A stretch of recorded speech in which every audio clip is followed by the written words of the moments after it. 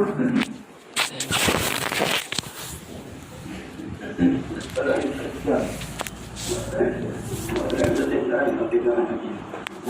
والسلام على سيدنا محمد وعلى آله وأصحابه وأزواجه وذرياته وأهل بيته أجمعين. أما بعد فأعوذ بالله من الشيطان الرجيم. بسم الله الرحمن الرحيم. يا أيها الذين آمنوا اتقوا الله حق تقاته ولا تموتن إلا وأنتم مسلمون. صدق الله العظيم. میرے محترم بھائیوں، بزرگوں، دوستوں، پردہ نشین میری ماؤں اور بہنوں، یہ جو زندگی اللہ تبارک و تعالیٰ نے دی ہے اور یہ جو دنیا ہمیں اور آپ کو اللہ تبارک و تعالیٰ نے دیا ہے، جس دنیا کے اندر ہم اور آپ جی رہے ہیں، یہ انتہائی دھوکے کا گھر ہے. یہ زندگی جو ہمیں اور آپ اللہ تبارک و تعالیٰ نے دی ہے، یہ دنیاوی زندگی، یہ دنیا کا گھر، قرآن کریم میں اللہ تبارک و تعالیٰ نے اس دنیا کو دھوکے کا گھر قرار دیا ہے. اور ہمیں اور آپ اللہ تبارک و تعالیٰ نے قرآن کریم کے اندر بار بار اس دھوکے کے اندر، اس دھوکے کی زندگی کے اندر، اس دھوکے کے گھر کے اندر دھوکہ کھانے سے ہمیں اور آپ کو اللہ تبارک و تعالیٰ نے بار بار بچنے کی تاکید کی ہے. قرآن کریم میں اللہ تبارک و تعالیٰ نے ایک جگہ ارشاد فرمایا، یا ایھا الناس ان وعد اللہ حق فلا تغرنکم الحیاۃ الدنیا ولا یغرنکم باللہ الغرور. کہ لوگوں، اللہ تبارک و تعالیٰ کی باتیں، اللہ تبارک و تعالیٰ کے وعدے برحق اور سچے ہیں.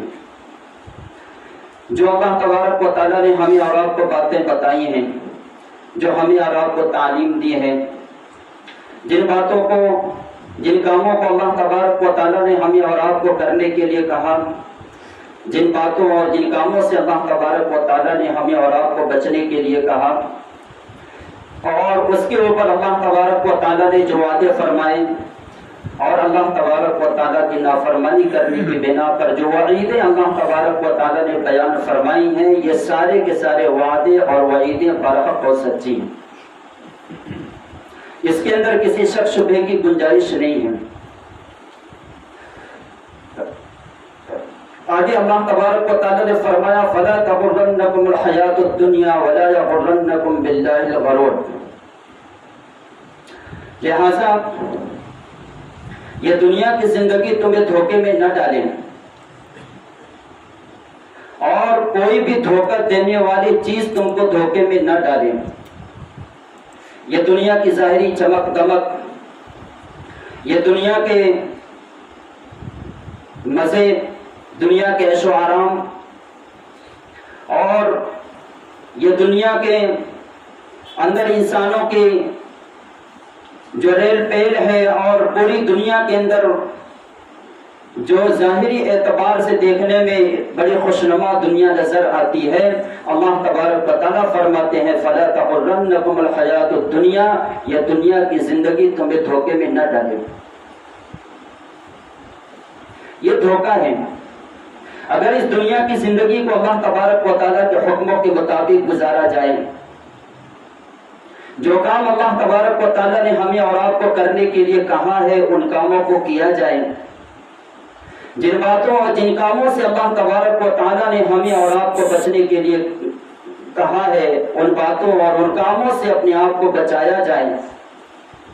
اور پوری زندگی اللہ تبارک و تعالیٰ کے بتائے ہوئے طریقے کے مطابق اور جناب محمد رسول اللہ صلی اللہ علیہ وسلم کی سنتوں کے مطابق گزاری جائے، تو پھر یہ دنیا میرے بزرگوں اور دوستوں، میرے بھائیوں، میری ماؤں اور بہنوں، یہ حقیقی زندگی ہے.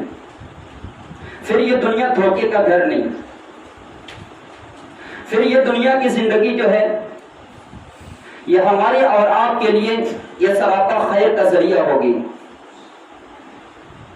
قرآن کریم میں اللہ تبارک و تعالیٰ نے بار بار کئی جگہ اس بات کو بیان کیا، اور اللہ کے رسول صلی اللہ علیہ وسلم نے تو احادیث مبارکہ کے اندر کھول کھول کر کے ان باتوں کو بیان کیا کہ دنیا دھوکے کا گھر ہے، دھوکے کا گھر ہے۔ لیکن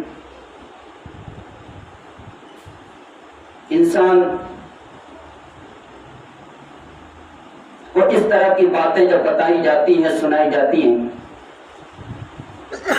تو اس کو دنیا کے دھوکے کا گھر ہونا سمجھ میں نہیں آتا۔ وہ یہ سمجھ رہا ہے کہ میں تو دنیا کے اندر بڑے مزے کی زندگی گزار رہا ہوں،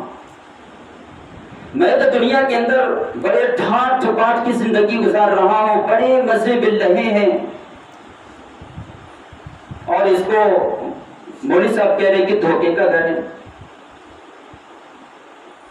زیادہ تر انسانوں کو یہ باتیں سمجھ میں نہیں آتی، اور ہم غیروں کی بات کیا کریں، دوسروں کی بات کیا کریں، ہم اور آپ جو اللہ تبارک و تعالیٰ پر ایمان رکھنے کا دعویٰ کرنے والے ہیں اور حضرت محمد رسول اللہ صلی اللہ علیہ وسلم کی شریعت کو ماننے کا دعویٰ کرنے والے ہیں، ہم میں سے بھی اکثر لوگوں کو یہ بات سمجھ میں نہیں آتی، اور دنیا کے چند پیسوں کے لیے اور دنیا کی چھوٹی لذتوں اور مزوں کے لیے پوری زندگیاں قربان کی جا رہی ہیں۔ اللہ تبارک و تعالی نے قرآن کریم کے اندر بہت سارے واقعات بیان کیے۔ دنیا کا دھوکے کا گھر ہونا یہ انسان کو زندگی کے اندر سمجھ میں آئے چاہے نہ آئے، موت کے وقت ہر انسان کو دنیا کی حقیقت سمجھ میں آ جاتی ہے۔ مرنے سے پہلے پہلے اگر انسان دنیا کے اندر اللہ تبارک و تعالیٰ کو راضی کر کے مر رہا ہوگا، اللہ تبارک و تعالیٰ کے حکموں کے مطابق زندگی گزارا ہوگا، اور اللہ تبارک و تعالیٰ نے جن کاموں اور باتوں سے منع کیا تھا اس سے بچ کر کے زندگی گزارا ہوگا، مرتے وقت اللہ تبارک و تعالیٰ کی جانب سے اس کو بتا دیا جاتا ہے ابھی دنیا کے اندر آدمی رہتا ہے، مرا نہیں ہوتا، اللہ کی قسم موت کا فرشتہ سامنے آتا ہے، اسی وقت انسان کو سمجھ میں آ جاتا ہے کہ میں اچھی موت مر رہا ہوں یا بری موت مر رہا ہوں۔ میں نے دنیا کے اندر جو زندگی گزاری یہ میں نے اللہ تبارک و تعالیٰ کو راضی کرنے والی، خوش کرنے والی زندگی گزاری ہے، یا میں نے اللہ تبارک و تعالیٰ کو ناراض کرنے والی زندگی گزاری ہے۔ زندگی بھر چاہے کسی کو یہ بات سمجھ میں نہ آئے، اور زندگی بھر چاہے علماء کی تقریروں سے اور بیانات سے اور دینی مجالس کے ذریعے سے یہ بات سمجھ میں نہ آئے، لیکن میری ماں اور بہنوں، میرے بھائیوں، بزرگوں اور دوستوں، موت سے پہلے پہلے یہ بات سمجھ میں آ جاتی ہے۔ لیکن یاد رکھے اس وقت کا سمجھ میں آنا آدمی کو کچھ فائدہ نہیں پہنچاتا۔ جب انسان کو موت کے فرشتے نظر آنے لگتے ہیں، جب انسان کو آخرت کے اندر اس کا جو ٹھکانہ ہے اور اس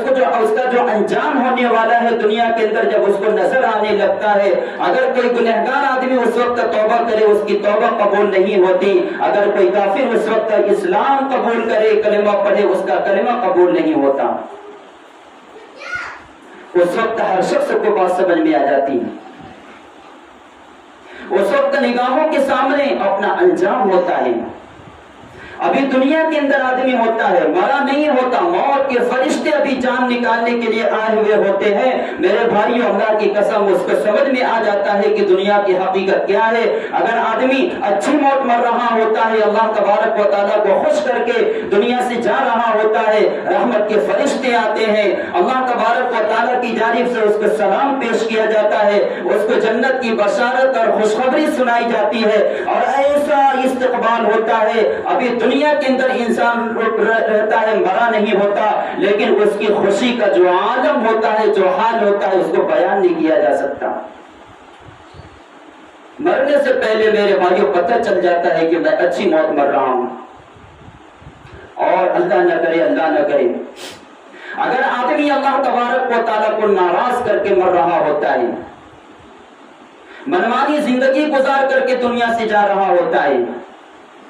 اور گناہوں بھری زندگی گزار کر کے دنیا سے جا رہا ہوتا ہے، اللہ تبارک و تعالیٰ اس سے ناراض ہوتے ہیں اور عذاب کے فرشتے اس کی جان نکالنے کے لیے جب آتے ہیں، اللہ کی قسم ابھی دنیا کے اندر انسان ہوتا ہے، ابھی مرا نہیں ہوتا، ابھی جسم کے اندر جان موجود ہوتی ہے، لیکن جان نکالنے والے جو عذاب کے فرشتے ہوتے ہیں ان کی شکلیں دیکھ کر کے، ان کی صورتیں دیکھ کر کے، اور جو آخرت کے اندر اس کا برا ٹھکانہ بننے والا ہے وہ جب اس کی آنکھوں کے سامنے آتا ہے، میرے بھائیوں دنیا کی حقیقت اس وقت سمجھ میں آ جاتی ہے، اس وقت اچھی طرح سمجھ میں آ جاتا ہے کہ میں بری موت مر رہا ہوں، اور اس وقت اچھی طرح سمجھ میں آ جاتا ہے کہ دنیا دھوکے کا گھر ہے، میں نے پوری زندگی دھوکے کے اندر گزاری ہے، اس وقت میرے بھائیوں سمجھ میں آ جاتا ہے، لیکن اس وقت کا سمجھ میں آنا کوئی فائدہ نہیں پہنچاتا۔ قرآن کریم میں اللہ تبارک و تعالیٰ نے بڑا عجیب و غریب واقعہ بیان کیا۔ موسیٰ علیہ السلام کے زمانے کا بادشاہ فرعون، کون نہیں جانتا ہم میں سے، کتنا ظالم بادشاہ تھا اور کتنا انسانوں کے اوپر ظلم کر رہا تھا، اور ظالم ہونا تو دور کی بات ہے، آج آدمی کی جیب کے اندر 4 پیسے ہوں تو دماغ آسمان پر چلا جاتا ہے۔ وہاں صرف پیسے نہیں تھے، وہاں حکومت تھی،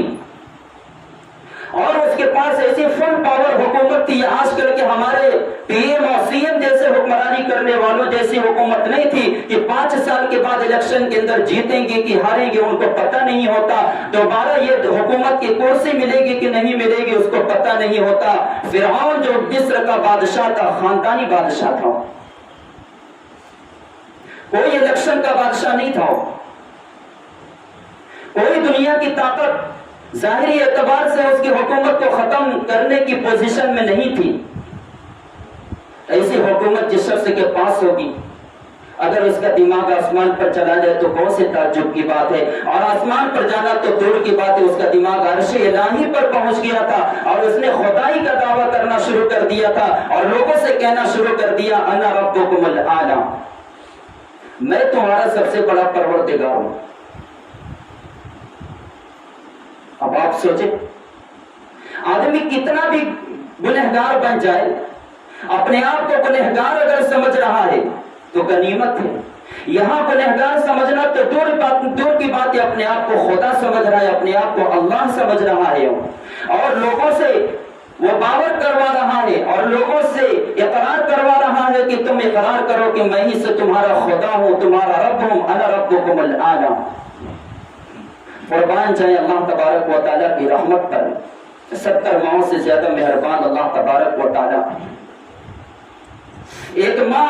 جیسے اپنے بیٹے کے بارے میں فکر مند ہوتی ہے کہ بیٹا میرا گمراہ نہ ہو جائے، غلط راستے پہ نہ چلا جائے، اللہ کی قسم اللہ تبارک و تعالیٰ اپنے ہر بندے اور ہر بندی سے اتنا ہی زیادہ محبت کرتے ہیں جتنی ماں اپنے بچوں سے کرتی ہے، اس سے 70 گنا زیادہ اللہ تبارک و تعالیٰ کو محبت ہوتی ہے، پیار ہوتا ہے۔ اللہ تبارک و تعالیٰ نہیں چاہتے کہ میرا کوئی بندہ گمراہ ہو جائے۔ فرعون جیسا ظالم بادشاہ جب اس نے خدائی کا دعویٰ کیا اور جب اس نے اپنے بارے میں لوگوں کو بتایا کہ میں تمہارا خدا ہوں، اللہ تبارک و تعالیٰ کی رحمت نے گوارا نہیں کیا کہ میرا یہ بندہ اسی طرح گمراہی کی موت مر جائے اور اس کو کوئی صحیح بات بتانے والا نہ ملے۔ اللہ تبارک و تعالیٰ نے فرعون جیسے ظالم اور جابر بادشاہ کی ہدایت کا سامان کیا۔ اللہ تبارک و تعالیٰ نے حکم دیا اس زمانے کے پیغمبر رسول حضرت موسیٰ علیہ السلام کو، اور ان سے کہا اذهب الى فرعون انه طغى، کہ ارے جاؤ فرعون کے پاس، ذرا اس کو اس کے اوقات بتاؤ، وہ بہت زیادہ سرکش بن گیا ہے، بہت زیادہ نافرمان بن گیا۔ موسیٰ علیہ السلام نے اللہ تبارک و تعالیٰ سے کہا کہ اللہ میں بہت کمزور ہوں، میرے زبان کے اندر لکنت ہے، میں صاف طور پر اپنی بات کو اور اپنے معافی ضمیر کو ادا نہیں کر پاتا، اور میرے بھائی ہارون یہ افصح منی لسانا، وہ زبان کے اعتبار سے بھی جو بہت فصیح و بلیغ ہے اور ان کی زبان صاف ستھری ہے، اپنی بات کو صاف طریقے پر اپنے معافی ضمیر کو اچھے طریقے پر لوگوں کے سامنے بیان کرنے پر قادر ہیں اور مجھ سے زیادہ طاقتور بھی ہیں، اللہ ان کو بھی میرے ساتھ لگا دیجیے۔ اللہ تبارک و تعالیٰ نے ان کی درخواست، ان کی دعا کو قبول کر لیا۔ ہارون علیہ السلام حضرت موسیٰ علیہ السلام کے بھائی ہارون علیہ السلام کو بھی اللہ تبارک و تعالیٰ نے نبوت دی اور اب دونوں سے کہا کہ اذهبا الى فرعون، تم دونوں فرعون کے پاس جاؤ، فقولا له قولا لینا لعله يتذکر او یخشی، اور ان کو جا کر کے نرمی سے جو ہے میرا پیغام پہنچانا۔ آپ اندازہ کریں ایک شخص جو گمراہ ہے، جو خدائی کا دعویٰ کر رہا ہے، دو پیغمبر اس کو سمجھانے کے لیے جا رہے ہیں، دو پیغمبر اس کے پیچھے پڑے ہوئے ہیں، کسی طرح سے یہ فرعون اپنے خدائی کے دعوے سے باز آ جائے اور کسی طرح سے فرعون کو اس کی اوقات سمجھ میں آ جائے، دنیا دھوکے کا گھر ہے یہ کوئی بات اس کو سمجھ میں آ جائے۔ آپ اندازہ کریں کہ دو پیغمبروں نے کتنی اس کی ہدایت کے لیے دعائیں مانگی ہوں گی، دونوں پیغمبروں نے کتنی کوشش کی ہوگی اس اللہ کے بندے کو ہدایت پر لانے کی، پوری زندگی کوشش کرتے رہے، کیسے کیسے سخت حالات آئے، کیسے کیسے فرعون کی طرف سے ظلم و ستم کے پہاڑ توڑے گئے حضرت موسیٰ علیہ السلام اور حضرت ہارون علیہ السلام پر، لیکن اس کے باوجود یہ دونوں اللہ کے پیغمبر اس کی ہدایت کی دعائیں کرتے رہے اور اس کو سمجھاتے رہے، لیکن میرے بھائیوں بات اس کو سمجھ میں نہیں آ رہی تھی۔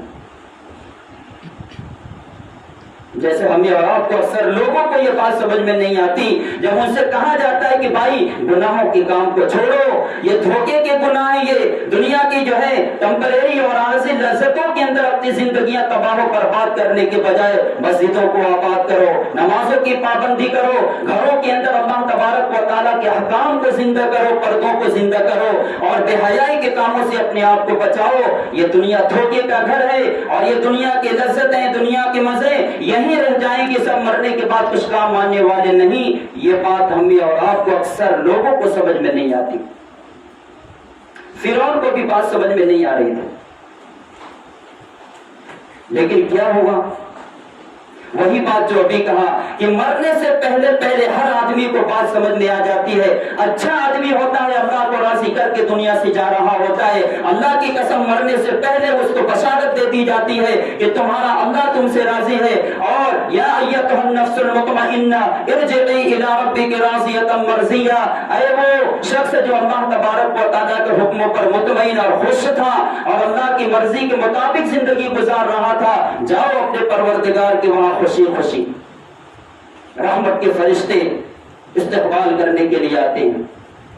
اور برا آدمی ہوتا ہے، بری موت مر رہا ہوتا ہے، اللہ کی قسم اسی وقت اس کو سمجھ میں آ جاتا ہے کہ میری موت بری ہے اور میرا ٹھکانہ بڑا خطرناک اور ڈینجر ہونے والا ہے۔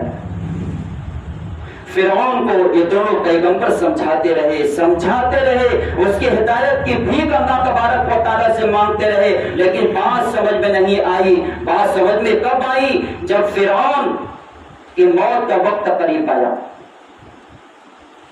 جب فرعون دریا کے اندر اللہ تبارک و تعالیٰ نے اس کو ڈبانے کا، غرق کرنے کا فیصلہ کیا، اور فرعون دریا نیل کے اندر جب غرق ہونا شروع ہوا اور جب اس کو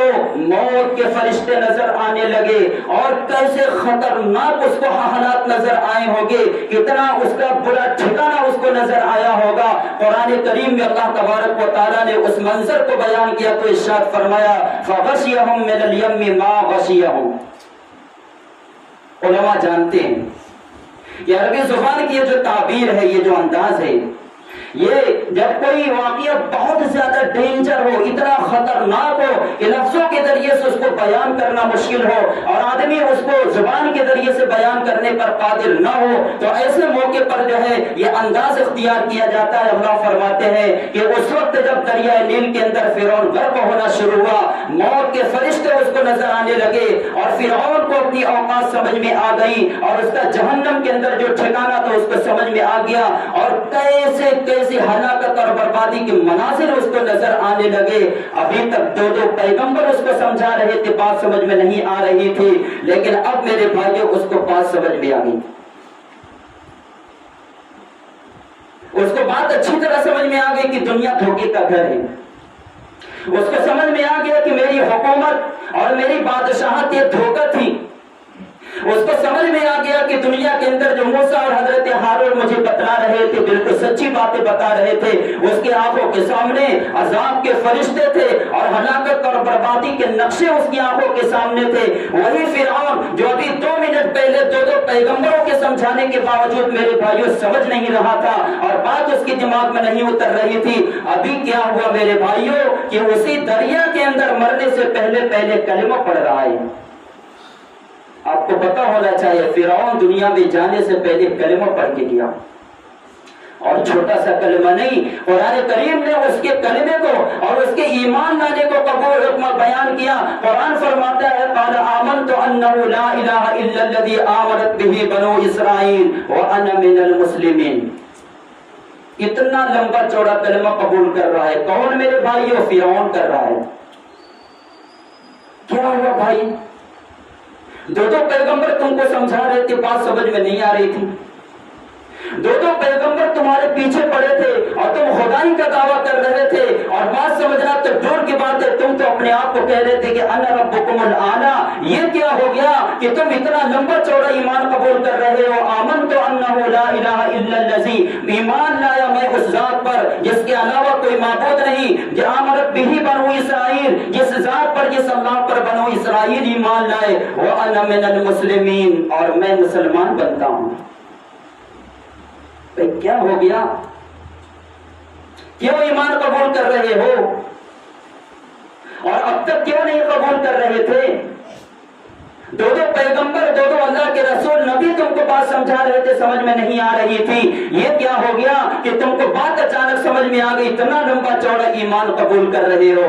اور چھوٹا سا ایمان قبول کر لیتا، اتنا کہہ دیتا لا الہ الا اللہ موسیٰ رسول اللہ، تب بھی جو ہے اس کو ایمان قبول کرنا کہلاتا. لیکن میرے بھائیوں یاد رکھیں وہی بات جو ابھی بتائی گئی کہ جب موت کا فرشتہ نظر آ جاتا ہے، جب آخرت کے مناظر، آخرت کے نقشے اس کو نظر آ جاتے ہیں، اس وقت تک کوئی کافر ایمان قبول کرے تو اس کا ایمان اللہ تبارک و تعالیٰ کے وہاں قابل قبول نہیں. کوئی آدمی اس وقت کلمہ پڑھے، اللہ تبارک و تعالیٰ کے وہاں اس کا کلمہ قبول نہیں. فرعون نے اگرچہ کی کلمہ پڑھا اور اگرچہ کی اس نے لمبا چوڑا کلمہ پڑھا، ایمان قبول کیا، لیکن میرے بھائیوں ایسے وقت میں کہ اس وقت کا ایمان قبول کرنا اللہ تبارک و تعالیٰ کے وہاں قبول نہیں. وہ دنیا سے جو ہے وہ مر کر کے گیا ہمیشہ کی جہنم کے اندر اور ہمیشہ کے لیے جو ہے آگ کے اندر گیا. لیکن میرے بھائیوں سمجھانا یہ ہے، مقصد یہ ہے کہ فرعون جس کو دو پیغمبر سمجھا رہے تھے بات سمجھ میں نہیں آ رہی تھی، دیکھو مرنے سے پہلے بات سمجھ میں آئی کہ نہیں؟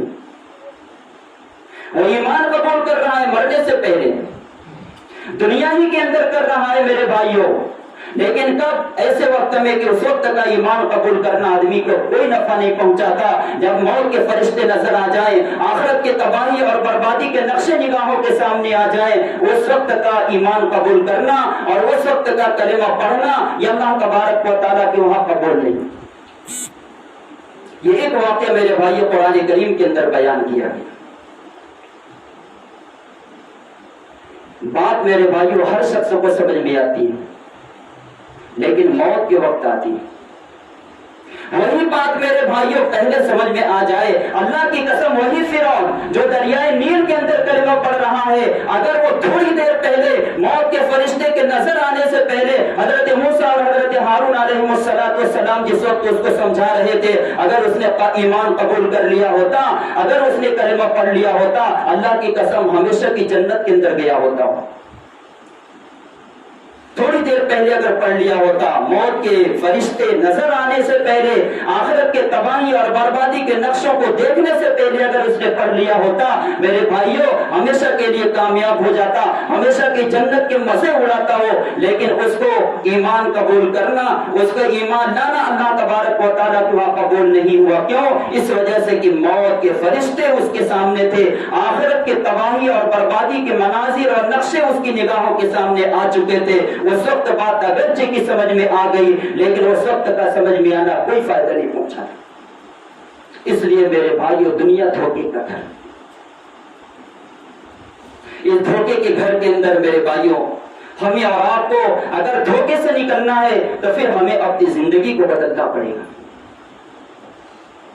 और हमें अपनी लाइन को चेंज करना पड़ेगा। अल्लाह तबारक व तआला ने जो काम हमें और आपको करने के लिए कहा है वो काम करना पड़ेगा। जिन बातों और जिन कामों से अल्लाह तबारक व तआला ने बचने का हुक्म दिया है, हमें अपने आप को बचाना पड़ेगा अगर हम धोखे की जिंदगी से निकलना चाहते हैं। वरना मेरे भाइयों, मौत के वक्त बात समझ में आ जाएगी, लेकिन उस वक्त का समझ में आना कुछ नफा नहीं देगा। और दुनिया से रोजाना हमारे भाई बहन कब्रिस्तान में जा रहे हैं, और खास तौर पर आज के हालात के अंदर इस कोरोना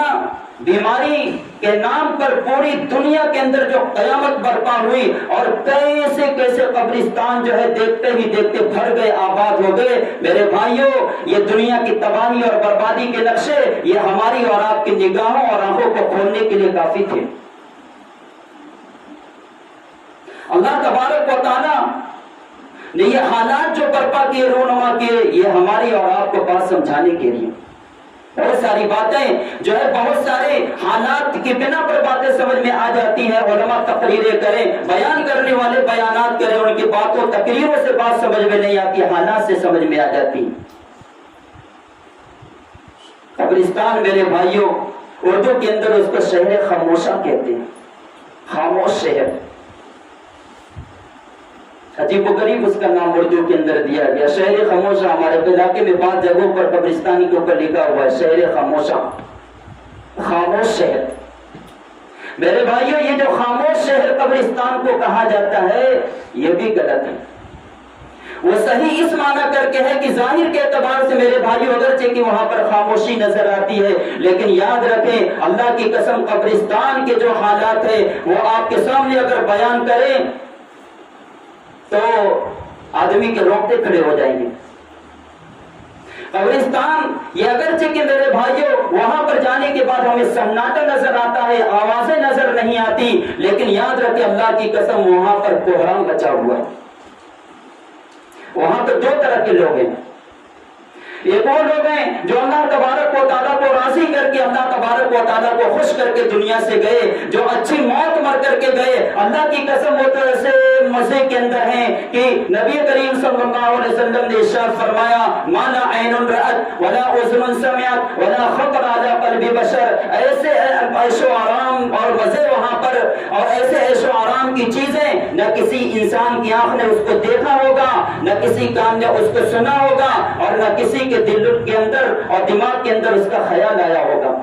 वो तो ऐसे मजे के अंदर।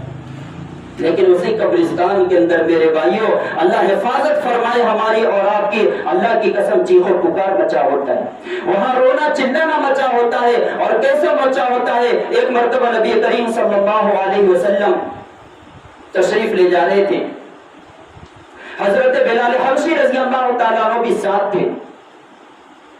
कब्रिस्तान से गुजरना हुआ, नबी करीम सल्लल्लाहु अलैहि वसल्लम ठहर गए, रुक गए वहां पर।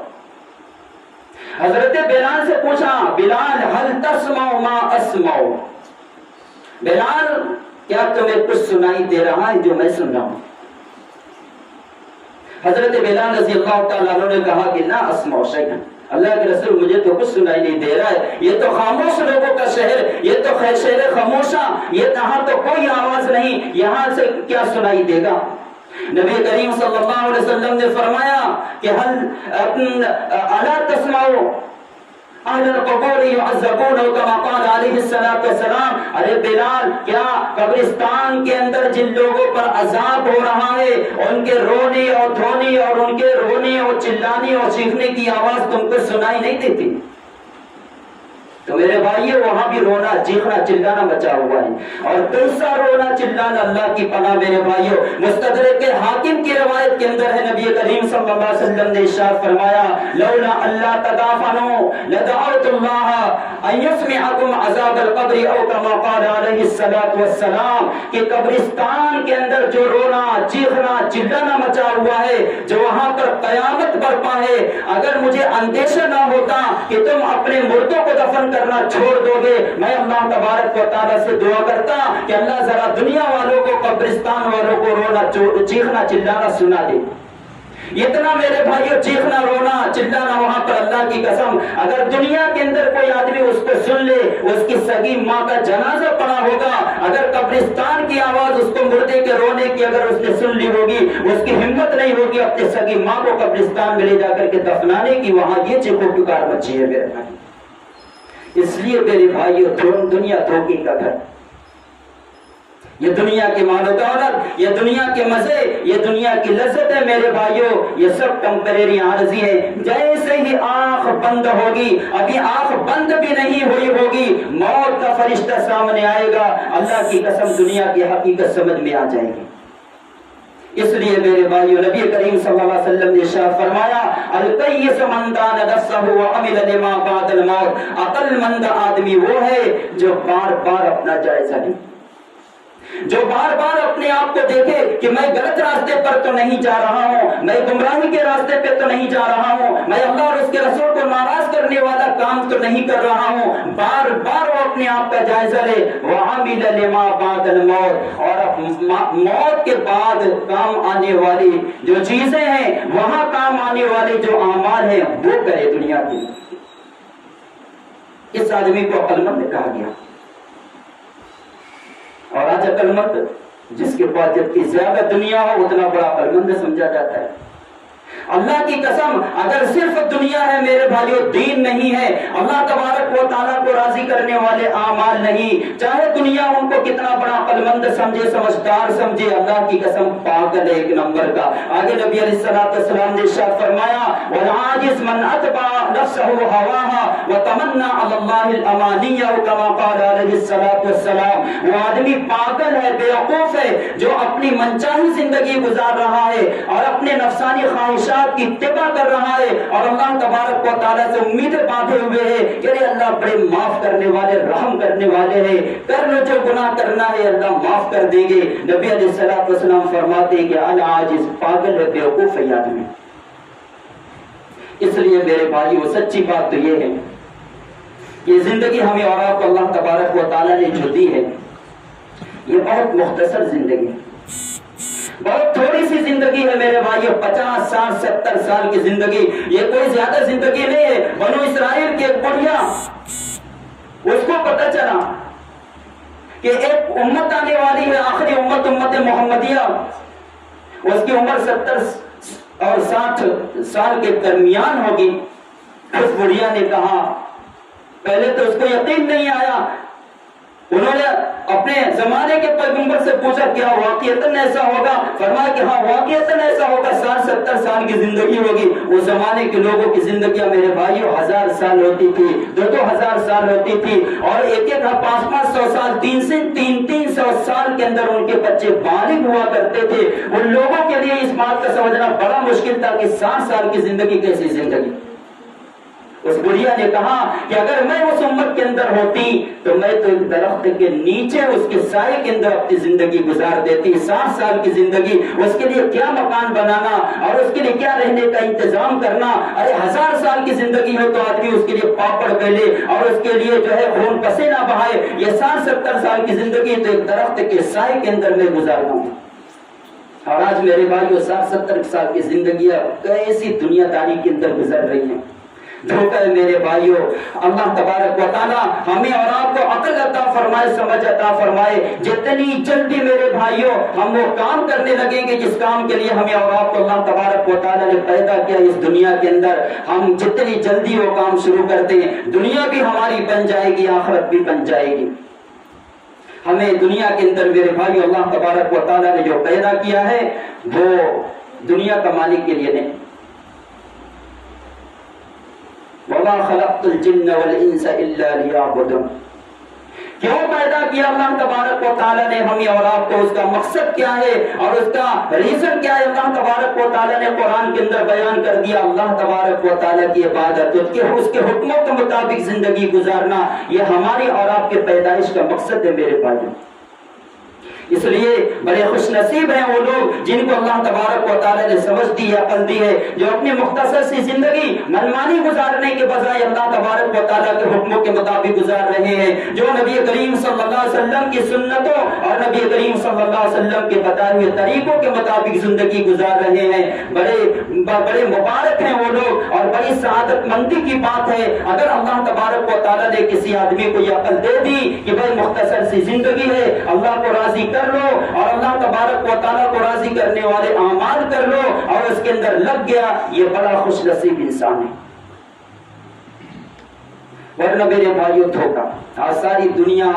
بھاگ رہی ہے، دنیا کی طرف، مال کی طرف بھاگ رہی ہے، بچوں کو تعلیم دلا رہی ہے، وہ تعلیم جس کے ذریعے سے دنیا کمانے میں آسانی ہو۔ میں مبارکبادی پیش کرتا ہوں ان ماں باپ کو اور ان گھر کے ذمہ داروں کو جنہوں نے اپنے بچے کو دین کے اندر لگایا، جنہوں نے اپنے بچوں کو دین کی تعلیم کے لیے فارغ کیا۔ اللہ کی قسم میرے بھائیوں، کتنا اونچا مقام ہوگا اس ماں کا، اس باپ کا جس نے اپنے بچے کو دین کی تعلیم کے لیے فارغ کیا۔ آپ اندازہ کریں، تفسیر کبیر کے اندر امام رازی رحمۃ اللہ علیہ نے ایک عجیب و غریب واقعہ بیان کیا، دل کے کانوں سے سنے۔ ہماری مائیں بہنیں جو سن رہی ہیں، جنہوں نے اپنے بچوں کو مکتب کے اندر ڈالا، مدرسوں کے اندر ڈالا، وہ بھی سنے، اور جنہوں نے نہیں ڈالا وہ بھی سنے، کتنا اللہ تبارک و تعالیٰ کا ان کے اوپر فضل و کرم ہوتا ہے، اور کئی سو بچوں کو پڑھانا اور بچوں کو عالم بنانا، حافظ بنانا اور ان کو دین کے لیے تیار کرنا، یہ ان کو کتنا نفع پہنچاتا ہے۔ اس واقعے سے ہمیں یہ بات سمجھ میں آ جائے گی۔ امام رازی رحمۃ اللہ علیہ فرماتے تفسیر کبیر کے اندر، حضرت عیسیٰ علیہ السلام جا رہے تھے کہیں، راستے میں ایک قبرستان، ایک قبر سے گزرنا ہوا، تو حضرت عیسیٰ علیہ السلام اللہ کے نبی، اللہ کے پیغمبر تھے، ان کو بتایا گیا، دکھایا گیا کہ قبر کے اندر جو مردہ دفن ہے اس پر عذاب ہو رہا ہے، اور اللہ تبارک و تعالیٰ کے عذاب کے فرشتے اس پر مسلط ہیں، اس کو عذاب دے رہے ہیں، اور وہ رو رہا ہے، چیخ رہا ہے، چلا رہا ہے۔ حضرت عیسیٰ علیہ السلام گزر گئے وہاں سے، بعد میں اسی قبرستان سے واپس جو ہے دوبارہ گزرنا جب ہوا تو دیکھ کر کے دنگ رہ گئے، دیکھا کہ اسی قبرستان کے مردے کو، جس کو ابھی جاتے ہوئے جو ہے اس کو اللہ تبارک و تعالیٰ کا عذاب دیا جا رہا تھا، رو رہا تھا، چیخ رہا تھا، چلا رہا تھا، اور ابھی اسی مردے کو اللہ تبارک و تعالیٰ کی رحمت کے فرشتے اس کو جو اس کا استقبال کر رہے ہیں، اور اللہ تبارک و تعالیٰ کی طرف سے رحمت کی بارش اس کے اوپر ہو رہی ہے، اور اللہ تبارک و تعالیٰ کی جانب سے اس کو جو ہے نعمتوں سے نوازا جا رہا ہے۔ عیسیٰ علیہ السلام رک گئے وہاں پر، تعجب کرنے لگے کہ عجیب ماجرا ہے، ابھی قبرستان قبر کے مردے کو عذاب ہو رہا تھا، اور ابھی تو دنیا کے اندر ہے نہیں، مر کر کے چلا گیا، کون سا عمل اس کا ایسا ہوگا، وہ تو عمل کرنے کی جگہ تو ہے نہیں۔ یہ کیا ہوا کہ ابھی عذاب کے فرشتے اس کے اوپر مسلط تھے، اور ابھی اللہ تبارک و تعالیٰ کی رحمت کے فرشتے اللہ تبارک و تعالیٰ کی جانب سے نعمتیں لے کر کے اس کے پاس آ رہے ہیں، یہ کون سا عمل اس نے کر دیا؟ تو میرے بھائیو دل کے کان سے سنیں، عیسیٰ علیہ السلام نے وہاں رک کر کے نماز پڑھی، اللہ تبارک و تعالیٰ سے دعا کی کہ اللہ یہ کیا ماجرا ہے، اس قبر کے مردے کو تو عذاب ہو رہا ہے، اور مرنے کے بعد تو آدمی کوئی عمل کر نہیں سکتا، یہ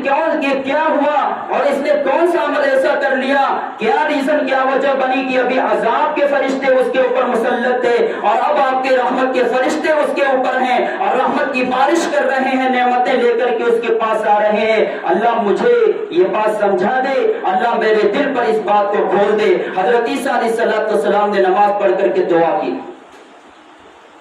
اللہ تبارک و تعالیٰ نے بتایا، وحی آئی کہ عیسیٰ بات دراصل یہ ہے، سنیں میری مائیں اور بہنیں، ہمارے بھائی اور بزرگ جو اپنے بچوں کو مدرسوں کے اندر ڈالے ہوئے ہیں یا نہیں ڈالے ہوئے وہ بھی سنیں۔ عیسیٰ علیہ السلام کے پاس وحی آئی کہ عیسیٰ بات اصل یہ ہے کہ یہ میرا گنہگار بندہ تھا، بہت اس نے گناہ کیا تھا، بہت مجھ کو ناراض کیا تھا، بہت مجھے غصہ دلایا تھا، اس کی بنا پر اس کو عذاب ہو رہا تھا، لیکن دنیا کے اندر جس وقت میں نے اس کو موت دی تھی، دنیا سے بلایا تھا، اس کی بیوی حاملہ تھی، پیٹ کے اندر بچہ تھا، بچہ پیدا ہوا، بچہ بڑا ہوا، اس کی ماں نے اس کو مکتب کے اندر بھیجا، استاذ کے سامنے اس کو بیٹھایا، استاذ نے اس کو بسم اللہ پڑھایا، بچے نے اپنی معصوم زبان سے بسم اللہ پڑھی۔ عیسیٰ میری رحمت نے گوارا نہیں کیا کہ اس کا بیٹا تو زمین کے اوپر میرا نام لے اور میرے نام سے جو ہے پڑھائی شروع کرے، بسم اللہ کرے، اس کا بیٹا زمین کے اوپر تو میرا نام لے اور میں زمین کے اندر اس کے باپ کو عذاب دوں، میری رحمت نے اس بات کو گوارا نہیں کیا۔ میں نے حکم دے دیا کہ عذاب کے فرشتوں کو ہٹاؤ، رحمت کے فرشتوں کو لاؤ اور اس کے اوپر رحمتوں کی بارش کرو اور نعمتوں کی بارش کرو۔ اور اندازہ کرے میرے بھائیو، ایک بسم اللہ کیے کر کے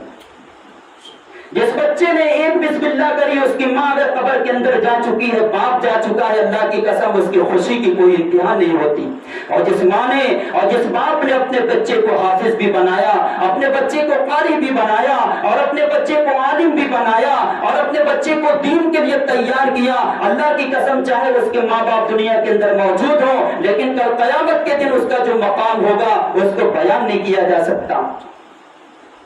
خاص طور پر میں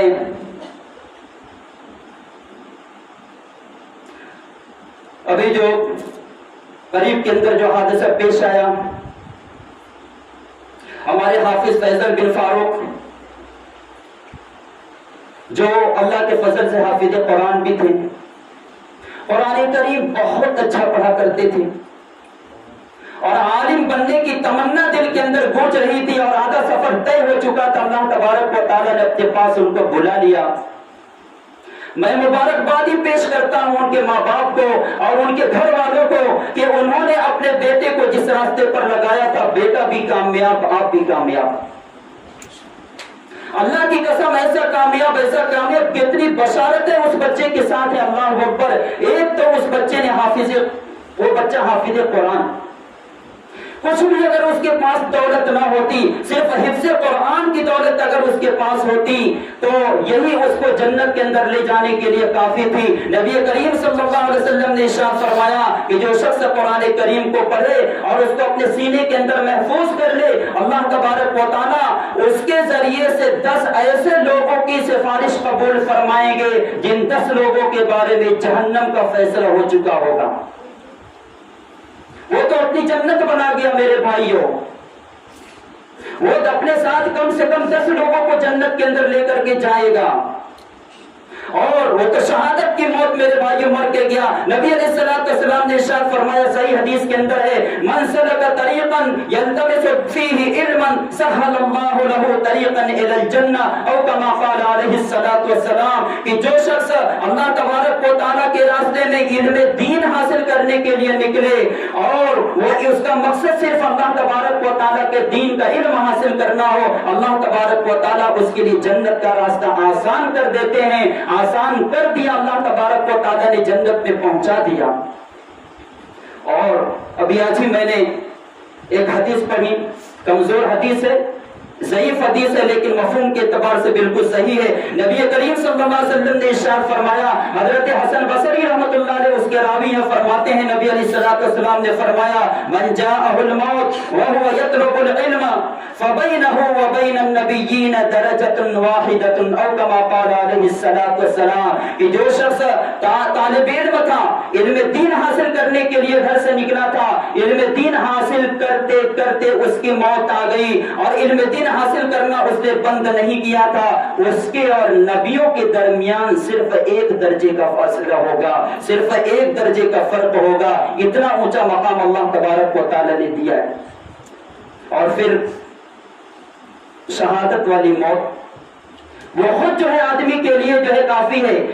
اور اس کے اندر اللہ تبارک و تعالیٰ کی کتنی مصلحتیں ہیں. میں اس بچے کے ماں باپ سے، اس کے رشتہ داروں سے میں درخواست کرتا ہوں کہ بھائی زیادہ افسوس کرنے کی بات نہیں ہے. اللہ تبارک و تعالیٰ کی چیز تھی، اللہ تبارک و تعالیٰ نے لے لیا، ہمیں اس کے اوپر راضی اور خوش ہونا چاہیے. اگر وہ بچہ زندہ ہوتا تو شاید ہمیں اتنا زیادہ فائدہ نہیں پہنچاتا جتنا اللہ تبارک و تعالیٰ نے اپنے پاس بنا کر کے اس کا بھی جو ہے کام آسان کر دیا. اور ہم صبر کریں گے، ماں باپ صبر کریں گے، اللہ تبارک و تعالیٰ وہ صبر کی بنا پر جو تمنائیں ماں باپ کے دل کے اندر گونج رہی تھی، جن ارادوں جن نیتوں کی بنا پر ماں باپ نے اس بچے کو پڑھایا اور پڑھا رہے تھے، اللہ کی قسم نیتوں کی بنا پر اللہ کے وہاں فیصلے ہوتے ہیں. انما الاعمال بالنیات، نیتوں کے اوپر دار و مدار اعمال کا ہوتا ہے. آپ نے نیت کی تھی اپنے بچے کے بارے میں کہ میرا بچہ حافظ بنے گا، قاری بنے گا، عالم بنے گا، دین کا کام کرے گا. اللہ کی قسم بچہ بھی اپنا کام کر کے گیا جنت کے اندر، اور آپ کو آپ کی تمناؤں سے زیادہ اللہ تبارک و تعالیٰ نوازیں گے. اللہ تبارک و تعالیٰ نیتوں کے اوپر فیصلے کیا کرتے ہیں. اسی وجہ سے حدیث مبارک کے اندر فرمایا نبی کریم صلی اللہ علیہ وسلم نے کہ نیت المومن خیر من العمل، کہ مومن کی جو نیت ہوتی ہے یہ عمل سے بھی زیادہ بہتر ہوتی ہے. کیوں؟ بہت سارے اعمال ہم اور آپ کرتے ہیں، اچھے کام کرتے ہیں، نیت کچھ بھی نہیں. اب یہ پوچھا جائے بھائی کیوں آپ لوگ آئے، کوئی نیت؟ تو اکثر لوگ کہیں گے وہ مغرب میں اعلان ہوا تھا کہ بیان ہوگا تو سننے کے لیے آتے. کچھ ایسے بھی ہو گئے گزر رہے تھے، دیکھا کہ بیان ہو رہا ہے تو آپ بیٹھ گئے. ارے بھائی کوئی نیت کر کے آئے اللہ کو راضی کرنے کی، اس نیت سے کہ میں کوئی دین کی بات سنوں گا اور اس پر عمل کروں گا، اللہ تبارک و تعالیٰ کو راضی کروں گا. اکثر لوگوں سے پوچھا جائے کوئی نیت نہیں، بس گھر سے چلے تھے، ٹائم تھا، دیکھا ادھر ادھر پاس کرنے کے بجائے یہی تو پاس کر لیتے ہیں. ایسے عمل کے اوپر کوئی فائدہ نہیں. نیت میرے بھائیو، نیت یہ سارے اعمال کی جو ہے جڑ اور بنیاد. نیت کر کے آدمی کام کرے تو اس کام کے اندر جو ہے اللہ تبارک و تعالیٰ کی جانب سے جو برکت ہوتی ہے، جو ثواب ہوتا ہے. بغیر نیت کے نہیں، بغیر نیت کے آدمی نماز پڑھے اس کی نماز نہیں ہوگی. نماز تو شرطوں میں سے نیت کرنا ہے. بغیر نیت کے آدمی وضو کر لے، وضو ہو جائے گا، نماز پڑھنا بھی درست ہوگا، لیکن اس وضو پر ثواب نہیں ملے گا. میرے بھائیو اکثر لوگ یہ غلطی کرتے، وضو کرنے کے لیے بیٹھے، بھائی کیا کر رہے، کوئی نیت نہیں، اس وضو پر کوئی ثواب نہیں ملے گا. کم سے کم نیت تو ہونی چاہیے کہ بھائی وضو کر رہا ہوں اللہ کو راضی کرنے کے لیے، پاکی حاصل کرنے کے لیے. جو بھی نیت کرے کچھ تو نیت کرے، ثواب پانے کے لیے نیت کرنا شرط ہے میرے بھائیوں. چاہے آدمی ہمالیہ پہاڑ اور احد کے پہاڑ اب کے برابر اعمال کر لے، لیکن نیت اگر اس کی صحیح نہیں یا بالکل بھی نیت نہیں کیا تو اس کو اس کا کوئی فائدہ نہیں پہنچے گا. اس لیے بہت مبارکبادی کے قابل ہے وہ ماں باپ جس نے اپنے بچے کو عالم بنانے کی خواہش کی تھی، دین کا کام کرنے کے لیے اس کو تیار کرنے کی تمنا کی تھی. کوئی افسوس کرنے کی بات نہیں ہے. اللہ تبارک و تعالیٰ بڑے مہربان ہے اپنے بندوں اور بندیوں کے اوپر. اللہ تبارک و تعالیٰ آپ کی تمناؤں سے زیادہ اور آپ کی امیدوں سے زیادہ آپ کو آخرت کے اندر وہ مقام دیں گے. جب یہ بچہ کل قیامت کے دن اللہ تبارک و تعالیٰ اس سے کہیں گے کہ قرآن پڑھتا جا، چڑھتا جا، پڑھتا جا، چڑھتا جا، اس کا مقام کیا ہوگا دنیا کے اندر تصور نہیں کیا جا سکتا. اور اس کے ماں باپ کو جب قیامت کے دن حافظ قرآن ہونے کی بنا پر تاج پہنائے جائیں گے، دنیا کے اندر اس کا تصور نہیں کیا جا سکتا. اس لیے میری درخواست ہے ان کے ماں باپ سے کہ وہ بہت زیادہ اس کے اوپر افسوس نہ کریں. یہ تو اللہ تبارک و تعالیٰ کی ملکیت ہے، ہم بھی اللہ کے ہیں، وہ بھی اللہ کے تھے. اللہ تبارک و تعالیٰ انا للہ و انا الیہ راجعون ہمیں یہ سبق پڑھایا گیا ہے. ہم بھی اللہ تبارک و تعالیٰ کے لیے، ہماری ساری چیزیں اللہ تبارک و تعالیٰ کے لیے ہیں. اللہ جب چاہے اپنی چیز واپس لے لے، ہمیں شکوہ شکایت کا کوئی حق نہیں ہے. صبر کر لیا جائے اور اس کے اوپر جو ہے اللہ تبارک و تعالیٰ کے فیصلے کے اوپر راضی رہا جائے. اللہ کی قسم اس کا جو انعام ہوگا دنیا کے اندر اس کا تصور نہیں کیا جا سکتا. اس لیے میری درخواست ہے ان ماں باپ بہنوں سے اور ان والدین سے جو اپنے بچوں کے بارے میں فکر نہیں کرتے، ان کو دین کی طرف لگاؤ میرے بھائیوں. یہ دین کے اوپر لگے رہیں گے آپ دنیا کے اندر، چاہے ان کی قدر آپ کو ہو چاہے نہ ہو. اللہ کی قسم قبر میں جانے کے بعد آپ کو اس کی قبر، اس کی جو ہے قدر معلوم ہوگی. بچہ دنیا کے اندر قرآن کی تلاوت کرے گا، وہاں آپ کو فائدہ پہنچے گا. حدیث مبارک کا مفہوم ہے، نبی علیہ الصلوۃ والسلام نے ارشاد فرمایا تو رسول اعمال علی الامہات الاموات والآباء، قبرستان کے اندر جو ماں باپ جا چکے ہوتے ہیں، دنیا کے اندر ان کے جو بیٹے اور بیٹیاں رہ جاتے ہیں، ان کے اعمال ان پر پیش کیے جاتے ہیں، ان کو بتایا جاتا ہے کہ تمہارا بیٹا تمہارے بیٹی دنیا کے اندر ایسے ہیں، فیفرحون بحسناتہم، جب ان کو بتایا جاتا ہے کہ ارے ماشاءاللہ تمہارا بیٹا تو بڑا دیندار ہے، حافظ ہے، عالم ہے، قاری ہے، دین کا کام کر رہا ہے، ماشاءاللہ اللہ تبارک و تعالیٰ بہت خوش ہے، ماں باپ قبرستان کے اندر قبر کے اندر خوش ہوتے ہیں، اور جب ان کو بتایا جاتا ہے کہ فیصیحون بسیئاتہم، کہ ارے تمہاری بیٹی تو بے حیا ہے، گنہگار ہے، تمہارا بیٹا تو گنہگار، اللہ کی نافرمانی 24 گھنٹے کرتا رہتا ہے، اللہ تبارک و تعالیٰ اس سے سخت ناراض ہے، اللہ کی قسم قبر کے اندر ماں باپ کو تکلیف ہوتی ہے، ماں باپ کو خالی دنیا کے اندر تکلیفیں نہیں پہنچائی جاتی، مرنے کے بعد بھی تکلیفیں پہنچائی جاتی ہیں، دنیا کے اندر بیٹے اور بیٹیاں گناہ کے کام کرتے ہیں، بے حیائی کے کام کرتے ہیں، اللہ کی قسم قبر کے اندر ماں باپ کو تکلیف ہوتی ہے، اس لیے اپنی اولاد کو دین پر لگاؤ، اپنی اولاد کو دیندار بناؤ، علماء سے قریب کرو، بڑے خطرناک زمانے میں ہم اولاد جی رہے ہیں میرے بھائیوں، یہ تو زمانہ ہے جس کے بارے میں نبی علیہ السلام نے فرمایا تھا، یاتی علی الناس زمان الصابر فیہم علی دینہ کالقابض علی الجمر، اور کما قال علیہ السلام، یہ زمانہ ایسا آنے والا ہے کہ دین کو بچانا اتنا مشکل ہوگا جتنا ہاتھ میں آگ کا انگارہ لینا مشکل ہوتا ہے، جب اتنی قربانیاں دین کو بچانے کے لیے کی جائیں گی تو دین بچے گا میرے بھائیوں، ورنہ آج دنیا کے اندر دین بک رہا ہے، ایمان بک رہا ہے، یصبح الرجل مؤمنا ویمسی کافرا، نبی علیہ السلام نے ارشاد فرمایا تھا کہ صبح کے وقت آدمی مسلمان ہوگا، شام کو کافر ہو جائے گا، شام کو مسلمان ہوگا، صبح کافر ہو جائے گا، یبیع دینہ بعرض من الدنیا، اور کما قال علیہ السلام، دنیا کے بدلے میں دنیا کے پیسوں کے لیے، دنیا کے عیش و آرام کے لیے اپنے دین کو بیچ دے گا، آج دین بک رہا ہے میرے بھائیوں، پیسوں کے لیے بک رہا ہے، سیاست کی بنا پر بک رہا ہے، مقدمات کے اندر دین بک رہا ہے، اس لیے ضرورت اس بات کے میرے بھائیوں اللہ کی طرف دوڑے، مسجدوں کو آباد کرے، نمازوں کی پابندی کریں، اور ماں باپ اپنی اولاد کو دین پر لگاؤ، اللہ کی قسم دنیا بھی چمک جائے گی، آخرت بھی چمک جائے گی، ورنہ اگر دین پر نہیں لگایا اور یہ اولاد دنیا کے اندر گمراہ ہو گئی اور اللہ کے راستے سے بھٹک گئی، یاد رکھو قرآن کریم میں اللہ فرماتے ہیں یوم تقلب وجوہہم فی النار یقولون یا لیتنا اطعنا اللہ واطعنا الرسول، جب گھسیٹ کر جہنم میں ڈالا جائے گا ان اولاد کو، بیٹے اور بیٹیوں کو، کل قیامت کے دن وہ اللہ سے کہیں گے کہ اللہ کاش کہ ہم نے اللہ کی اطاعت کی ہوتی، اللہ کے رسول کی اطاعت کی ہوتی، وقالوا ربنا انا اطعنا سادتنا وكبراءنا فضلونا السبیل، اور کیا کہیں گے، دل کے کان سے سنو ماں باپ، اولاد یہ دنیا کمانے کی مشینیں نہیں ہیں، ان کو دین کے اوپر لگانا تھا، کل قیامت کے دن اگر جہنم کے اندر ان کو ڈالا گیا اور وہ دنیا کے اندر ایمان بچانے میں ناکام ہو گئے، کل قیامت کے دن اللہ فرماتے ہیں یہی اولاد کہے گی، یہی بیٹے کہیں گے، یہی بیٹی کہے گی جس کی زندگی کو بنانے کے لیے، دنیا چمکانے کے لیے ہم نے داڑیاں سفید کر دی، پوری زندگی قربان کر دیا، یہ اللہ تبارک و تعالیٰ سے کہیں گے یقولون یا لیتنا اطعنا اللہ واطعنا الرسول وقالوا ربنا انا اطعنا سادتنا وكبراءنا فضلونا السبیلا، کہ اللہ میں نے اپنے بڑوں کی بات مانی تھی، میرے باپ نے جو کہا میں نے اس کو کیا، میری ماں نے جو کہا میں نے اس کو کیا، انہوں نے مجھے دنیا کمانے کے ہزاروں طریقے بتائے تھے، دین انہوں نے مجھے نہیں پڑھایا، دین انہوں نے نہیں مجھے بتایا، ربنا آتہم ضعفین من العذاب، اللہ اگر میں جہنم کے اندر جا رہا ہوں اپنے گناہوں کی بنا پر تو اصل گناہ میرا نہیں ہے، اصل مجرم میں نہیں ہوں، میرا باپ اصل مجرم ہے، میری ماں اصل مجرم ہے، اللہ اگر میرے لیے جہنم کا فیصلہ ہو رہا ہے، ربنا آتہم ضعفین من العذاب، اللہ اس کو دوگنا سزا دو اور اس کو ڈبل عذاب دو کہ اس نے میری زندگی کو تباہ و برباد کر دیا، میرے بھائیوں قیامت کے دن رشتہ داری نہیں چلے گی، فلا انساب بینہم یومئذ ولا یتساءلون، وہاں کوئی رشتہ داری نہیں ہوگی، وہاں کوئی نسب نہیں چلے گا، کون باپ کون بیٹا، رشتہ داریاں چلے گی کس کی، الاخلاء یومئذ بعضهم لبعض عدو الا المتقین، تقوی والوں کی چلے گی، دینداروں کی چلے گی، جو اللہ تبارک و تعالیٰ کو راضی کر کے گئے ہوں گے ان کی وہاں پر رشتہ داریاں چلے گی، اور ایسی شاندار رشتہ داریاں چلے گی دنیا کے اندر اس کا تصور نہیں کیا جا سکتا، اس لیے میرے بھائیوں جو حالات اس وقت دنیا کے ہیں وہ ایسے حالات نہیں ہیں کہ ہم عیاشی کی زندگی گزاریں، آج ہمارے نوجوان لڑکے لڑکیاں موبائل کے اوپر، انٹرنیٹ کے اوپر اللہ کی پناہ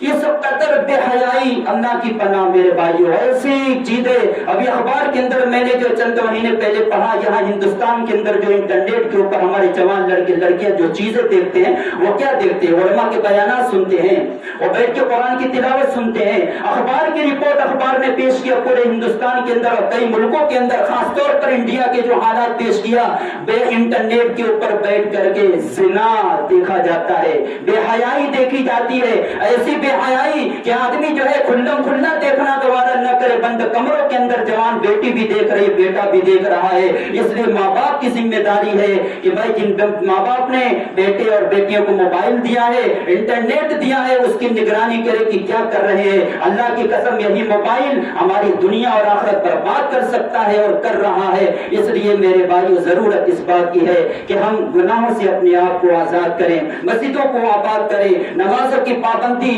اتنے خطرناک حالات کے اندر میرے بھائیو اگر ہمارے اندر تبدیلی نہیں آئی، اگر اب بھی ہم نے اللہ تبارک و تعالیٰ کی طرف رجوع نہیں کیا اور ابھی بھی ہم نے گناہوں بھری زندگی نہیں چھوڑی، تو آنے والے حالات اس سے زیادہ خطرناک ہوں گے۔ اور کتنے خطرناک ہوں گے، کیسی تباہی بربادی ہوگی۔ دیکھ لو سیریا کا کیا انجام ہو میرے بھائیو، وہاں کے مسلمانوں کو، ہمارے بغل میں برما کے اندر روہنگیا کے مسلمانوں پر کیا قیامت برپا ہوئی۔ اور دیکھ لو افغانستان کے حالات دیکھو، یمن کے حالات کو دیکھو، عراق کے حالات کو دیکھو، اور باہر جانے کی کیا ضرورت ہے؟ ہمارے یہی کشمیری بھائی بہنوں کو دیکھ لو جو ہمارے دروازوں پر بھیک مانگنے کے لیے روزانہ آتے ہیں، بیچارے زندگیاں ان کی تباہ ہو گئی۔ کوئی غریب نہیں تھے، بہت عالیشان مکانات کے اندر رہنے والے تھے، لیکن ایسے حالات ان پر مسلط کر دیے گئے۔ اللہ نے ہمیں اور آپ کو خوشحالی کی زندگی دی ہے میرے بھائیوں، اس کی قدر کر لو، مسجدوں کو آباد کرو، قرآن سے اپنے رشتے کو جوڑو اور دین کی محنتوں سے اپنے آپ کو جوڑو، علماء سے اپنے آپ کو قریب کرو اور ان علماء سے اور ان بزرگان دین سے اپنے آپ کو جوڑو کہ جن کی باتیں سن کر کے اللہ تبارک و تعالیٰ یاد آئے، جن کی باتیں سن کر جن کو دیکھ کر کے آخرت یاد آئے، جن کی باتیں سن اور دیکھ کر کے جو ہے ہم دین سے قریب ہو جائیں۔ ضرورت اس کی ہے اپنے آپ کو جو ہے آگے بڑھایا جائے، ورنہ میرے بھائی حدیث مبارک کے اندر ہے من شذ شذ فی النار، جو آدمی بالکل کٹ کر کے زندگی گزارے گا، علماء سے اس کا کوئی تعلق نہیں، دین کی محنتوں سے اس کا کوئی تعلق نہیں، نہ تو تبلیغ کے کام سے اس کا کوئی لینا دینا نہیں، دین کے کام سے اس کا کوئی مطلب نہیں، نہ نماز کی پابندی اور نہ ذکر و تلاوت، بے حیائی کے سارے کام کر رہا ہے، حدیث مبارک کے اندر ہے کہ شذ فی النار، اس کو جہنم میں ڈال دیا جائے گا۔ جس طرح سے ایک بکری اپنے ریوڑ سے الگ رہ کر کے اس کو بھیڑیا کبھی بھی کھا سکتا ہے، اچک سکتا ہے، اسی طرح سے ہم دین سے دور رہ کر کے، علماء سے دور رہ کر کے، دین کے کام سے دور رہ کر کے اپنے ایمان کو بچانا چاہیں بہت مشکل ہے، اور قدم قدم پر شیطانی طاقتیں کوشش کر رہی ہیں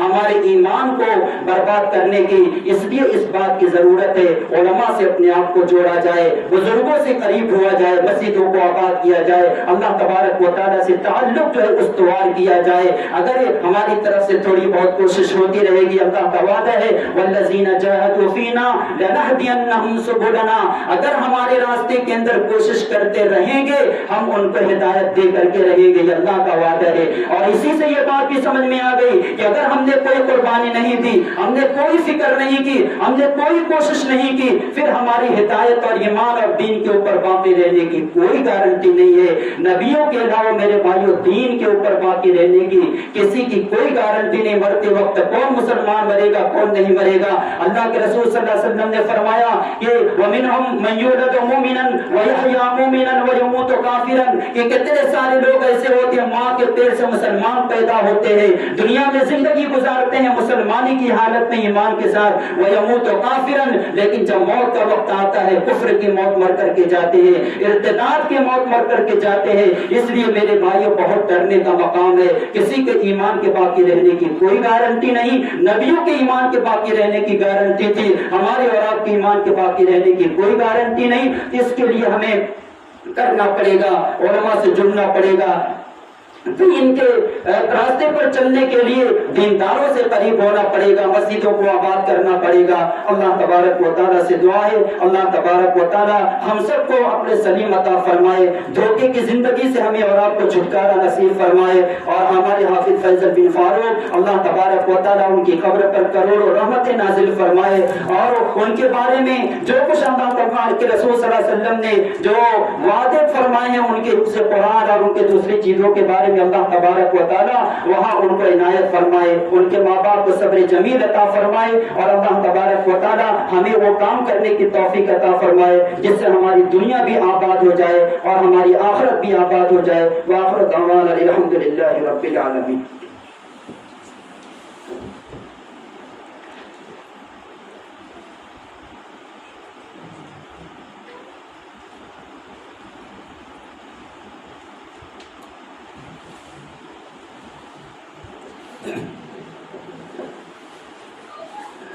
دعا اللهم لك الحمد كله ولك الشكر كله وإليك يرجع الأمر كله اللهم أنت السلام ومنك السلام تبارك يا ذا الجلال والإكرام اللهم بارك الملك تؤتي الملك من تشاء وتنزع الملك ممن تشاء وتعز من تشاء وتذل من تشاء بيدك الخير إنك على كل شيء قدير اللهم صل على سيدنا مولانا محمد وعلى آل سيدنا مولانا محمد وبارك وسلم اللهم صل على سيدنا مولانا محمد وعلى آل سيدنا مولانا محمد وبارك وسلم اللهم صل على سيدنا مولانا محمد وعلى آل سيدنا مولانا محمد وبارك وسلم لا إله إلا أنت سبحانك إني كنت من الظالمين ربنا ظلمنا أنفسنا وإن لم تغفر لنا وترحمنا لنكونن من الخاسرين اللهم إن مغفرتك أوسع من ذنوبي ورحمتك أرجى عندي من عملي اللهم إنك عفو كريم تحب العفو فاعف عنا يا كريم اللهم واقية كواقية الوليد اللهم واقية كواقية الوليد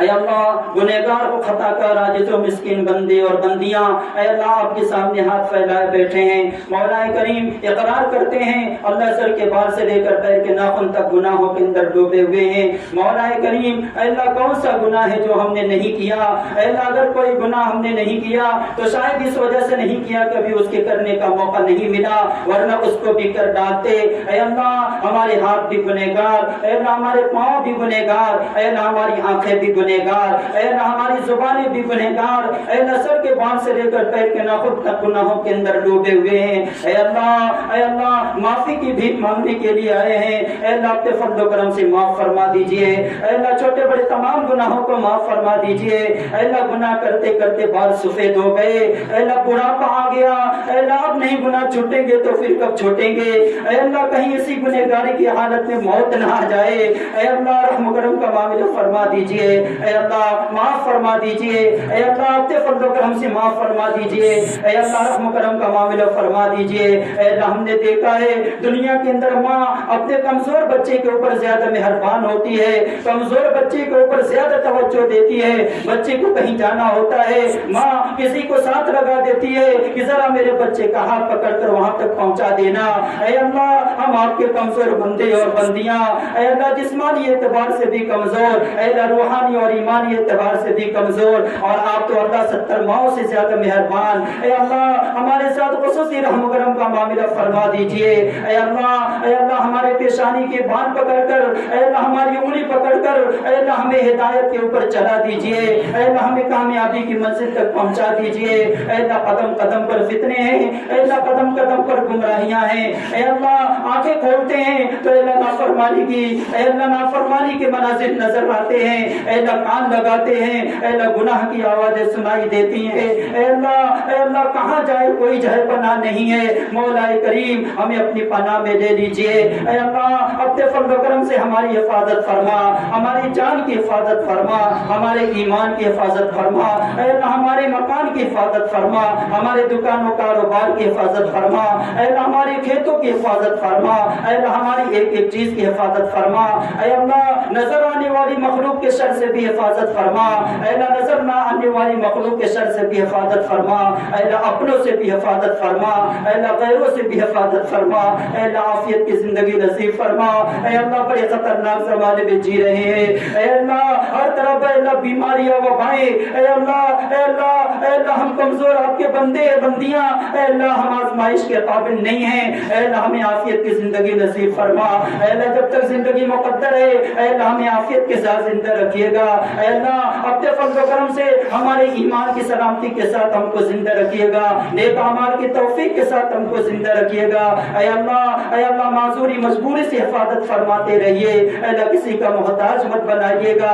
اے اللہ رحم و کرم کا معاملہ فرما دیجئے اے اللہ ہمارے حافظ فیصل اے اللہ جو آپ کی رحمت پہ جا چکے ہیں اے اللہ اپنے فضل و کرم سے ان کی مغفرت فرما اے اللہ ان کی قبروں کو جنت کا باغ بنا اے اللہ ان کو دکھا دیجئے کہ حافظ قرآن اور قاری قرآن کے ساتھ آپ کتنے مہربان ہیں اے اللہ اپنے فضل و کرم سے اپنی مہربانیاں ان کو دکھا دیجئے اے اللہ اپنے فضل و کرم سے اے اللہ ان کو تمام وہ وعدے اے اللہ پورے فرما دیجئے اے اللہ جو آپ کے محبوب صلی اللہ علیہ وسلم نے بیان کیے تھے اے اللہ ان کے ماں باپ کو صبر جمیل عطا فرما اے اللہ اپنے فضل و کرم سے صبر جمیل عطا فرما اے اللہ صبر دے دیجئے مولا اے اللہ آپ ہی صبر دے سکتے ہیں کوئی نہیں دے سکتا اے اللہ اپنے فضل و کرم سے ہمیں آپ کے فیصلے کو پر راضی رہنا نصیب فرما اے اللہ رحم و کرم کا معاملہ فرما اے اللہ ہمارے کتنے رشتہ دار قبروں میں جا چکے ہیں اے اللہ ہم میں سے کتنے ہیں جن کی مائیں قبروں میں جا چکے ہیں باپ جا چکا ہے اے اللہ ماں باپ جا چکے دادی دادا نانی نانا اے اللہ اکثروں کے جا چکے ہیں اے اللہ قبر کے حالات بڑے خطرناک ہیں اللہ اے اللہ اپنے فضل و کرم سے ہمارے دور قریب کے رشتہ دار جو قبروں میں جا چکے اے اللہ ان کی قبروں کو جنت کا باغ بنا دیجئے اے اللہ اپنے فضل و کرم سے اے اللہ اگر کوئی عذاب کے اندر مبتلا ہے اے اللہ ان کے عذاب کو دور فرما دیجئے اے اللہ اپنے فضل و کرم سے رحمت کی بارش فرما اے اللہ اپنے فضل و کرم سے سارے مردوں کو بخش دیجئے اے اللہ قبرستان کے سارے مردوں کو معاف فرما دیجئے اے اللہ ساری قبروں کو جنت کا باغ بنا دیجئے اے اللہ رحمتوں کی بارش فرما اے اللہ رحم و کرم کا معاملہ فرما اے اللہ پوری دنیا میں مسلمانوں کے جان کی مال کی عزت و آبرو کی حفاظت فرما اے اللہ مدارس اسلامیہ کی حفاظت فرما اے اللہ حالات کو جلدی سے سازگار فرما دیجئے اے اللہ اگر یہ مدارس بند ہو گئے تو ہندوستان کو اسپین بنانے میں دیر نہیں لگے گی اے اللہ اپنے فضل و کرم سے حالات کو سازگار کر دیجئے اے اللہ مدارس کو کھلوا دیجئے اے اللہ دوبارہ اے اللہ تعلیمی تربیتی سلسلہ اے اللہ پوری آن بان شان کے ساتھ شروع فرما دیجئے اے اللہ دعوت و تبلیغ کا عظیم الشان کام جو پوری دنیا میں چل رہا ہے اے اللہ اپنے فضل و کرم سے اس کی حفاظت فرما اے اللہ دن دوری رات چوگنی ترقی عطا فرما اے اللہ مکاتب اسلامیہ کی حفاظت فرما اے اللہ جہاں کہیں دین کا کام اے اللہ جس شکل میں بھی ہو رہا ہے اے اللہ اپنے فضل و کرم سے اس کو قبول فرما اے اللہ اس کو خوب ترقی عطا فرما اے اللہ دین کے کام کرنے والوں میں اخلاص پیدا فرما للہیت پیدا فرما اے اللہ ریا نام و نبوت سے حفاظت فرما اے اللہ اپنی بارگاہ عالی کے اندر شرف قبولیت نصیب فرما اے اللہ کل قیامت کے دن اگر گھسیٹ کر جہنم کے اندر ڈال دیے گئے اپنے گناہوں کی بنا پر اے اللہ لوگ تانے دیں گے کہ بہت تقریریں کرتے تھے عالم بنے بیٹھے تھے پڑھا رہے تھے کیا کر کے آئے ہو اے اللہ جب آپ نے دین کے کام کے ساتھ جوڑا ہے تو اے اللہ قبول بھی فرما دیجئے اے اللہ دونوں جہان کی کامیابیاں نصیب فرما اے اللہ ہم میں سے اے اللہ پتہ نہیں کتنے لوگ بیمار ہیں اے اللہ سب کو شفا کامل عاجلہ مستمرہ نصیب فرما اے اللہ کتنے بیچارے قرضوں کے اندر ڈوبے ہوئے ہیں اے اللہ سارے لوگوں کے قرضوں کی ادائیگی کی شکل صورتیں پیدا فرما اے اللہ کوئی گھر کے اندر بیمار کو چھوڑ کر کے آیا ہوگا اے اللہ بیمار بستر کے اوپر کراہ رہا ہوگا اے اللہ اپنے فضل و کرم سے سارے بیماروں کو شفا عطا فرما اے اللہ گھروں کے اندر جوان لڑکے لڑکیاں ہیں اے اللہ شادی کی عمر ہو گئی لیکن اے اللہ مناسب رشتے نہیں مل پا رہے اے اللہ ماں باپ کی نیندیں اڑی ہوئی ہیں اے اللہ اپنے فضل و کرم سے اے اللہ سب تمام ان لوگوں کو جو رشتے ازدواج سے منسلک ہونا چاہتے ہیں اے اللہ سب کو مناسب رشتے عطا فرما اے اللہ مناسب جوڑے عطا فرما اے اللہ ماں باپ کے بوجھ کو اے اللہ ہلکا فرما اے اللہ رحم و کرم کا معاملہ فرما اے اللہ گھروں میں چین سکون کا ماحول پیدا فرما لڑائی جھگڑے سے اے اللہ حفاظت فرما اے اللہ جو مانگا وہ بھی عطا فرما اے اللہ جو مانگنے سے رہ گیا اپنے شاعر شان عطا فرما اللهم انا نسألك من خير ما سألك منه نبيك وحبيبك محمد صلى الله عليه وسلم ونعوذ بك من شر ما استعاذك منه نبيك وحبيبك محمد صلى الله عليه وسلم وسلم وأنت المستعان وعليك البلاغ ولا حول ولا قوة إلا بالله العلي العظيم. ربنا تقبل منا إنك أنت السميع العليم وتب علينا إنك أنت التواب الرحيم. ربنا تقبل منا إنك أنت السميع العليم وتب علينا إنك أنت التواب الرحيم. وصلى الله تعالى على خير خلقه سيدنا محمد وعلى آله وأصحابه أجمعين برحمتك يا أرحم الراحمين.